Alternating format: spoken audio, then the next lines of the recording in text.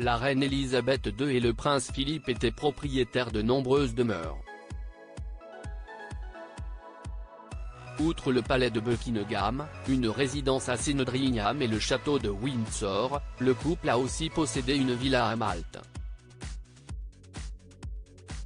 Habitation aujourd'hui laissée à l'abandon mais qui devrait rendre hommage à une figure de la famille très prochainement. C'est une information que peu de gens connaissent.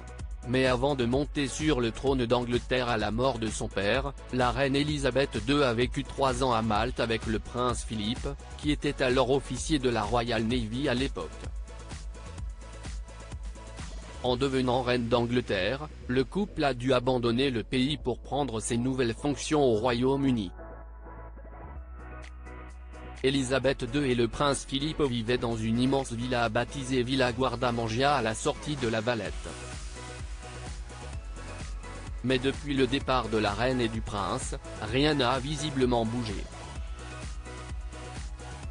Des photos ont d'ailleurs été dévoilées par le site britannique The Sun. On découvre la somptueuse maison complètement vide et quelque peu abîmée par les intempéries et les années sans entretien. Mais dans l'ensemble, la Villa Guardamangia est restée intacte depuis leur départ. La bâtisse fut construite en 1900 et possède 6 chambres, 6 salles de bain, un grand salon, 2 garages ainsi que des écuries, une cave et une dépendance pour les domestiques. Elisabeth II et le prince Philippe s'y sont créés de merveilleux souvenirs et tenaient beaucoup à cette maison. La reine Elisabeth II avait même une photo d'elle et de Philippe posant devant la maison dans son sac le jour des funérailles de son mari.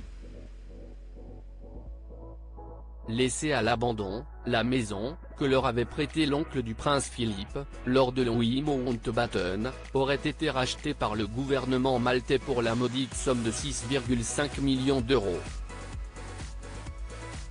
Un musée en l'honneur du prince Philippe. Si le gouvernement maltais a investi dans cette bâtisse, ce n'est pas pour y construire de nouveaux logements dans le but d'accueillir encore plus de monde sur son île. Le grand projet de la ville est d'y installer un musée en l'honneur du prince Philippe. Le premier étage de la maison devrait être recréé à l'identique de celui qu'il était du temps où Philippe et Elisabeth II y habitaient encore. Aucune date n'a été communiquée pour l'instant concernant l'ouverture mais la famille royale est d'ores et déjà conviée pour l'inauguration, of course.